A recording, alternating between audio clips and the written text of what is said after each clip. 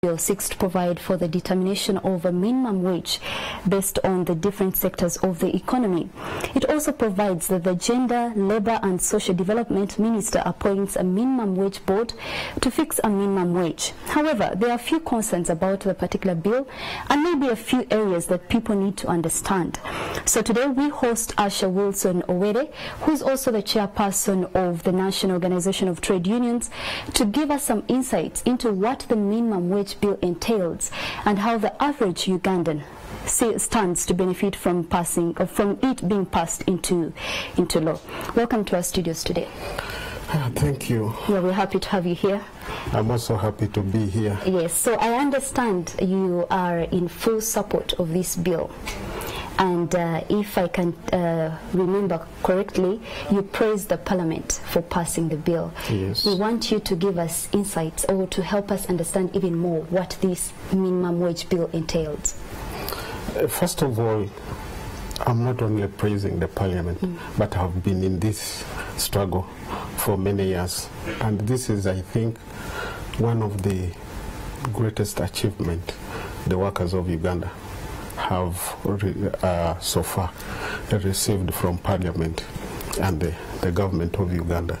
Now, the main issue in this bill, first of all, the bill is supposed to bridge that gap which is between employer and employee and bring them closer and have something to regulate the world of work, which in our own setting, when you look at the minimum wage, it's going to have basis on how it's supposed to be set.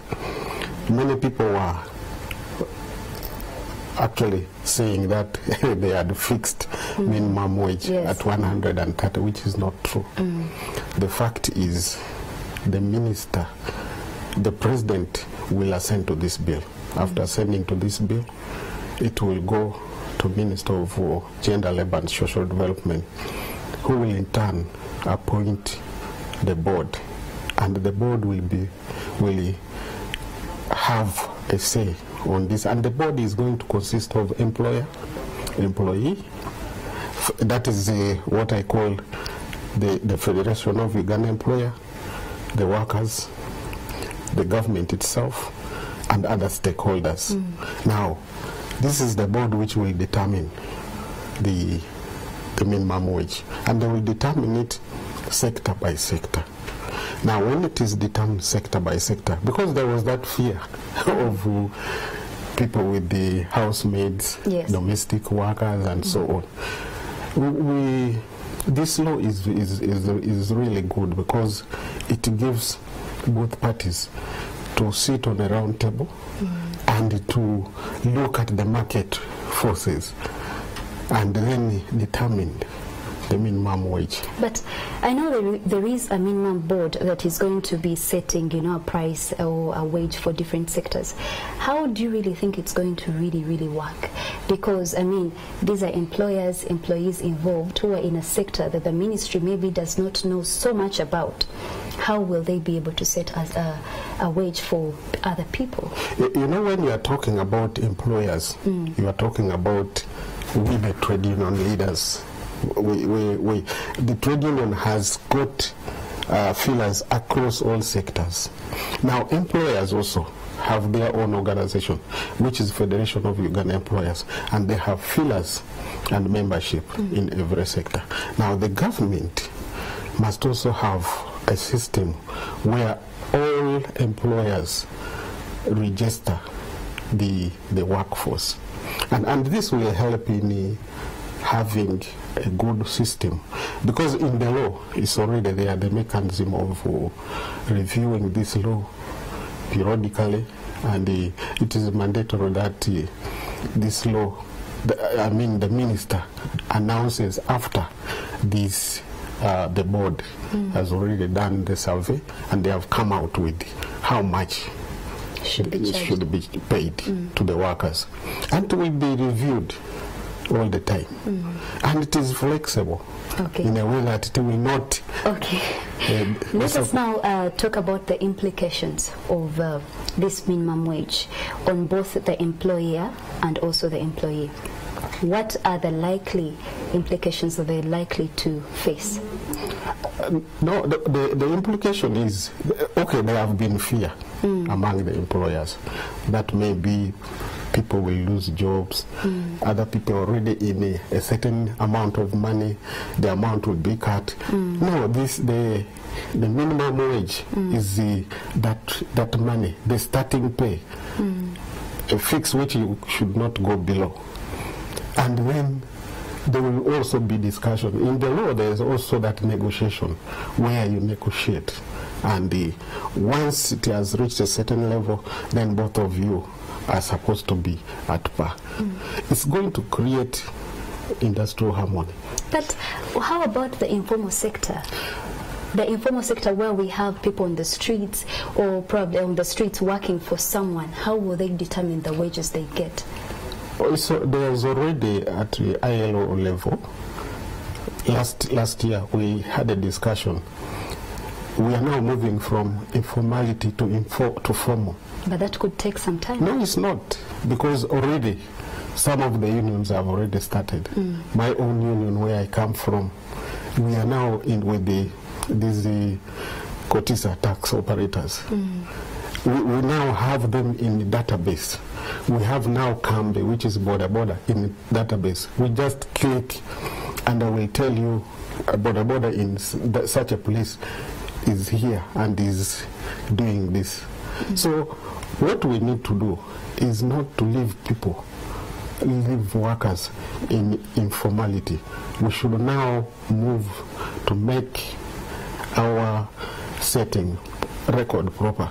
And that's why now the government will also benefit out of this, because right now when you go to NSSF, how many people are saving money in NSSF? Most of these people are working. Now with the Kotisa, we have now arranged them. Very soon you will see them also contributing to the NSSF. Where? Because for them they work on daily basis. Whatever they get, they eat. They don't even save. And you know, this is what we want to correct, so that the government is not burdened all the time and the people. For me, my father was working. He's still alive, but he's getting his pension. But talk about somebody who is a conductor. He's just getting a daily money. And for them, they are even getting more money than somebody who is who is working like me. Me, I have to wait for the bank. But this person, we need now to actually show them that when you are together and you are moving this direction, you can be able to save, you can be able to get this money. Now, another thing which the government and the employers will appreciate is going to create order in world of work. Okay, I know you had already mentioned something about maids, because that has been a concern of so many people. Yes. How will the minimum wage apply to, let's say, me who wakes up and I want a maid? How will it apply in that situation? Now for you, now you are here, the maid is doing a lot of work at home. At home, yes. She can feed herself from your food. She can sleep in your house. She can do other. Now that one, there's another consideration whereby you look at all that, and when you are fixing the minimum wage, you don't push the employer to the wall, because first of all, you are accommodating the person, you are giving him food or her, you are doing all sorts of things for her. Now that's where we are driving this minimum wage, because there are those people who don't have that facility. He wakes up in the morning, he runs to work, he has to eat some food, he has to transport himself, that kind of thing. And this is what we are talking about. The maids, most of them are already catered for somehow. Now you have to balance. Nowadays you call it balancing the boat. you have to make it balanced so that you don't push the person to the world, okay. the employer. But maids or domestic workers are very important. Most of us are not at home. You see, the concern of so many people is that the maid is in my house. If, let's say, I'm underpaying her, or let's say she's overcharging me, how will the government come in to regulate that? No, the government will, the regulation will come from the board, which is coming from within the setting.